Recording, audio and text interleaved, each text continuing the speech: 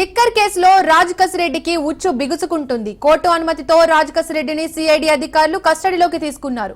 7 రోజుల కస్టడీలో భాగంగా రాజ్ కసిరెడ్డిని జైలు నుండి వైద్య పరీక్షల కోసం ఆసుపత్రికి తరలించారు. ఇక వైద్య పరీక్షలు పూర్తి కావడంతో కసిరెడ్డిని అదుపులోకి తీసుకుని విచారిస్తున్నారు ఏసీబీ అధికారులు. సాయంత్రం 6 గంటల వరకు ఇద్దరు న్యాయవాద సమక్షంలో విచారణ కొనసాగనుంది.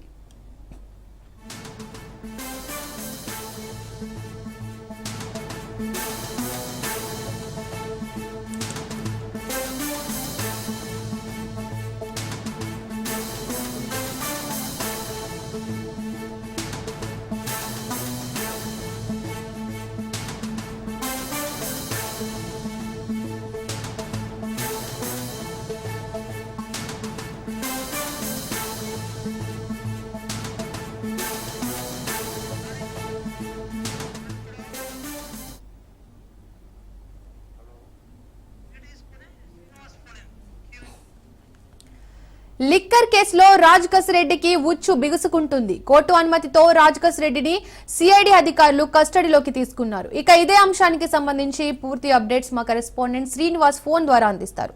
శ్రీనివాస్,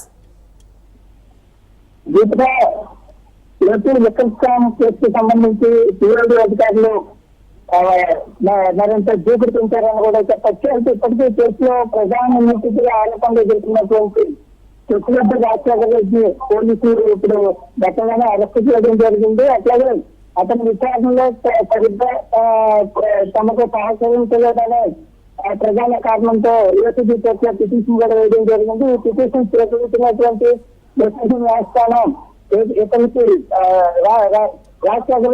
రాజశేఖర రెడ్డిని సిఐడి కస్టడీకి 20 రోజులు తగ్గిస్తూ కూడా ఉత్తర్వులు జారీ చేసింది. ఈ నేపథ్యంలోనే ఏసీపీగా ఇచ్చిన ఆదేశాల మేరకు జిల్లా జైలు నుంచి ఇతన్ని విచారణ నిమిత్తం కూడా సిఐడి